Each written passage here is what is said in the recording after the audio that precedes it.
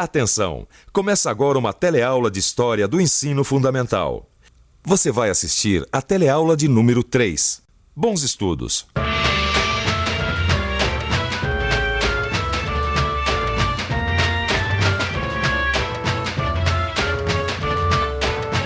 Nesta teleaula, você vai testemunhar a importância que tiveram para a humanidade os viajantes árabes e mouros. Vai entender como eles espalharam pelo mundo muitas informações da região que hoje chamamos Oriente. E vai se surpreender ao constatar como essas informações acabaram por enriquecer culturas tão distantes, chegando ao nosso Brasil através de Portugal. Vai ainda reconhecer a grande importância e a riqueza das civilizações do Oriente.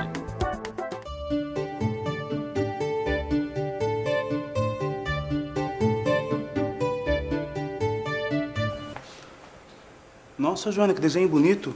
Obrigada, também gostei. Olha. Aliás, eu viajei completamente para ilustrar as incríveis aventuras de Simba, o marujo. Sinbad, na realidade, ele não faz parte da história original das Mil e Uma Noites, ou Mil Noites e Noites, Alf Layla wa Layla, no texto original, mas ele representa, ele incorpora a figura do grande viajante árabe muçulmano. Sabe que eu confundo um pouco isso? Mouros, árabes, muçulmanos. Ah, é uma história fascinante. Para fazer a ilustração, eu tive que mergulhar no assunto, pesquisar bastante. Ah, então me explica também, quero entender. Bom, para começar, os árabes e os mouros não eram o mesmo povo. A partir do século VII, eles começaram a dividir a mesma religião, o islamismo. E daí para frente, todos se tornaram muçulmanos. Mouro era o nome dado a alguém natural da Mauritânia, um país do noroeste da África. Mas a partir do momento em que este povo aderiu ao islamismo, a palavra mouro virou sinônimo de muçulmano. Com o tempo e com o crescimento das disputas entre mouros e cristãos, esta palavra, muçulmano, passou a ser associada na Europa cristã ao pagão, ao não cristão, ao inimigo, aos negros. Mas muçulmano é simplesmente uma pessoa que tem como religião o islamismo. Você sabe que o islamismo é uma religião que acredita num Deus único, Alá. Um dos profetas foi Muhammad, que recebeu revelações do próprio Deus. Essas revelações estão contidas no Alcorão, que é o livro sagrado dos muçulmanos. E as igrejas em que eles reverenciam Alá são conhecidas como mesquitas. A religião muçulmana surgiu na Península Arábica no século VII e daí se expandiu para outras partes da Ásia, África e Europa. O islamismo é a segunda maior religião do mundo, possui cerca de 1,5 bilhão de adeptos em todo o mundo. Eles se concentram na África e no Oriente Médio. Essa é uma religião monoteísta, ou seja, que se baseia na crença em um Deus único, o que a torna muito próxima do cristianismo e do judaísmo. Tá, aí você estava me dizendo que esses povos, os mouros e os árabes, eram grandes viajantes. E navegantes, como mostra a lenda de Simba. E foi justamente essa experiência que os árabes tinham em navegação e viagens de longa distância que fez com que eles se tornassem intermediários entre os europeus e os povos que viviam a leste da Europa, no distante Oriente. Olha só. A Península Ibérica, onde se localizam Portugal e Espanha, foi ocupada durante quase 800 anos por povos muçulmanos vindos do norte da África e da Arábia. Estes muçulmanos dominaram não apenas a Península Ibérica, mas o sul da França e da Itália, além de amplas áreas do Oriente Próximo. A presença das culturas árabe e norte-africana nos países ibéricos, isto é, em Portugal e na Espanha, foi muito marcante e pode ser vista nas coisas simples do dia a dia. Na arquitetura, por exemplo, na maneira de se construir casas com pátios internos, para o ar poder circular, refrescar o ambiente, mantendo a privacidade doméstica. Isso é uma herança moura. E também no vocabulário. Os árabes e os mouros deixaram suas marcas na língua portuguesa. Algodão, alface, azeite, alicerce, alfaiate. Todas essas palavras são de origem árabe e se referem a produtos ou técnicas que eles introduziram no Ocidente e que hoje fazem parte da nossa cultura também. Outra influência importante dos mouros e árabes na cultura ibérica se deu através de um elemento que é muito importante para aqueles povos: a água. A água, para os mouros, era um bem muito precioso, pelo fato deles virem de lugares de climas áridos. Por isso, introduziram várias técnicas para captar, armazenar e distribuir água. E isso contribuiu para a agricultura e para a vida nas cidades, que passaram a ter fontes, garantindo o abastecimento de água próximo às casas das pessoas. Os mouros também trouxeram sistemas de regar plantações ainda desconhecidos no Ocidente e generalizaram o uso dos moinhos de vento. Com isso, a agricultura na Península Ibérica se beneficiou bastante. Ficaram célebres os grandes pomares que os mouros plantaram em toda a região. Eles cultivaram plantas, hortaliças e árvores que até hoje nós usamos bastante: laranjeira, limoeiro, amendoeira, figueira, meloeiro e, é claro, a oliveira, que nos dá a azeitona e o azeite. Não, eu adoro azeite de oliva. Os espanhóis e os portugueses também. O azeite é fundamental na culinária daqueles dois países. É um gosto que nós aqui no Brasil adquirimos também, né? Isso para não falar dos outros países, como a Itália, por exemplo, que nos influenciou um bocado. Ou seja, a influência dos mouros na nossa cultura é muito profunda e tem várias ramificações. Mas ao mesmo tempo a convivência entre mouros e cristãos, apesar de todas essas influências, era um tanto conturbada, né? Isso também é verdade.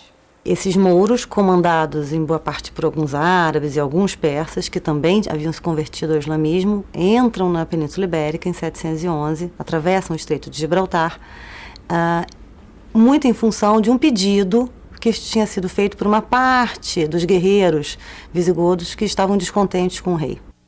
A presença moura, entretanto, era vista como invasora pelos povos cristãos da Península Ibérica. No século XI, começou a ocorrer uma resistência ao norte e surgiram reinos cristãos que iniciaram uma guerra contra aqueles aos quais chamavam de invasores infiéis. A guerra contra os mouros era conhecida como Reconquista e tomou ares de uma verdadeira cruzada contra os chamados infiéis. A formação dos reinos de Portugal e da Espanha teve esta característica de luta político-religiosa contra os governantes estrangeiros, que, além disso, eram adversários na fé. E foi aí, neste momento, entre fins do século XIV e século XV, que Portugal viveu aquele grande momento de expansão marítima comercial. Aquele pequeno reino cristão da Europa, usando a bandeira da reconquista das suas terras, lançou-se também à conquista de terras novas. Com o apoio dos grandes comerciantes, dos seus soberanos e da Igreja Católica, seus navegantes lançaram-se em busca de terras distantes, no chamado além-mar. Mas não foi apenas a cultura muçulmana que deixou marcas na Europa Ocidental, não. Outros povos do Oriente também tiveram muita influência. Isso mesmo, principalmente depois que o navegante português Vasco da Gama chegou a Calicut, no litoral ocidental da Índia, em 1498. A partir daí, este intercâmbio de conhecimento e cultura se intensificou, pois houve o contato com civilizações muito antigas, muito desenvolvidas, como a da Índia e a da China. E também aí, os viajantes e mercadores árabes e mouros tiveram uma grande importância. A civilização chinesa e também a japonesa foram responsáveis por inúmeros inventos, produtos e desenvolvimentos que hoje fazem parte da nossa cultura. Por exemplo, a imprensa. E não apenas isso. A medicina chinesa milenar que nos trouxe a técnica da acupuntura, hoje cada vez mais usada com grande eficiência no nosso país. Todas essas coisas acabaram por ter um impacto profundo no mundo europeu ocidental. E a Índia também teve uma importância muito grande, através da sua filosofia, dos seus conhecimentos técnicos e das suas especiarias, né? Que eram muito disputadas. Especiarias. Os temperos, as pimentas, os chás. Quantos produtos vindos do Oriente a gente absorveu na nossa culinária? Cravo, canela, noz moscada, gengibre. E os tecidos indianos também eram muito apreciados. E da Índia também vinham os cobiçados perfumes que combinavam exóticas fragrâncias e essências como o sândalo, o almíscar, o patchouli. Enfim, os portugueses se lançaram aos mares atrás dessas coisas todas. Bom, mas o que interessa é que eles acabaram sendo influenciados por aquelas culturas riquíssimas, né? E por tabela nós também. Interessante, eu nunca tinha pensado em como as coisas estão interligadas e como nós devemos aos árabes, mouros e aos outros povos do Oriente? Não é à toa que surgiu um personagem como este, o Marujo Simba. Ele é um símbolo daquele tempo cheio de aventuras pelos mares. Quanta coisa envolvida num personagem, né? Mas tem uma coisa que eu queria entender mais. É sobre esses impérios que se formaram, como o Império Mongol, o Império Otomano. O Império Mongol foi importantíssimo também para levar esses produtos e conhecimentos do Oriente para a Europa. Neste caso, foi através das guerras expansionistas levadas a cabo pelos exércitos de Gengis Khan no século XIII.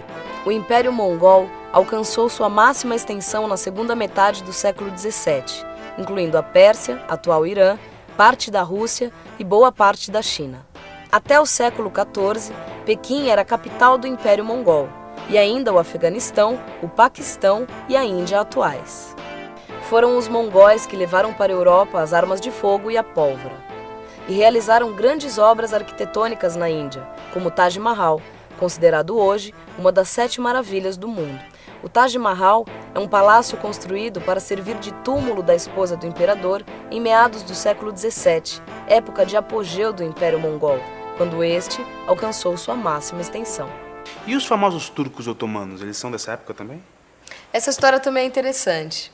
O que aconteceu foi que, durante a expansão mongol, no século XIII, começaram a surgir pequenos estados de maioria turca e eles passaram a disputar a supremacia política na região. E a Turquia é uma região importante. Ela estabelece o limite entre os 2 continentes, a Europa e a Ásia. Então, tem uma função estratégica, entendeu? Lá pelo século XIV, um destes estados turcos alcançou uma supremacia sobre os demais. Seu governante era Osman, que em árabe se diz Uthman, justamente o nome que batizou o poderoso reino que se formou a partir dessa expansão militar, Otomano. Este império se destacou pela atividade guerreira e pela fé muçulmana. Eles se viam como guerreiros da fé, soldados do Islã, ou seja, da religião muçulmana, o islamismo. Os turcos otomanos deram início a um forte processo expansionista. Em 1453, eles tomaram a cidade de Constantinopla, capital do Império Bizantino e a cidade mais importante da Europa Oriental Mediterrânea, um símbolo do limite entre a cristandade e o mundo muçulmano. Isto fez crescer a rivalidade entre as 2 grandes religiões monoteístas. Que coisa! Essa disputa repercute no mundo até hoje. Infelizmente, essa tensão está longe de ser resolvida. Mas eu acho que quanto mais a gente procura aprender e compreender sobre cada cultura e cada povo, mais próximo também a gente fica do entendimento e de diminuir o preconceito que existe dentro de cada um de nós. Pois é, vivemos numa sociedade hoje com muita diversidade de povos e culturas. Uma coisa da qual, com certeza, podemos nos orgulhar. É um grande privilégio reconhecer a riqueza da contribuição de cada um desses povos para a nossa vida e para a nossa própria cultura. Agora dá até mais gosto de fazer a revisão. E atenção, se liga aí que é hora da revisão. Na teleaula de hoje, você reconheceu a importância dos mouros e dos árabes e de sua longa história de cultura e intermediação entre mundos.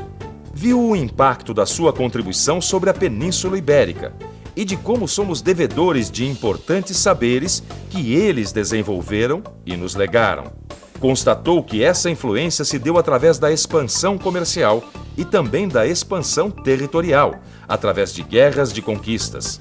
Aprendeu sobre os diversos impérios que atravessaram a Ásia e a Europa, como o Império Mongol e o Império Otomano. Por fim, viu que a nossa própria história do Brasil está interligada com a história dos povos do Oriente.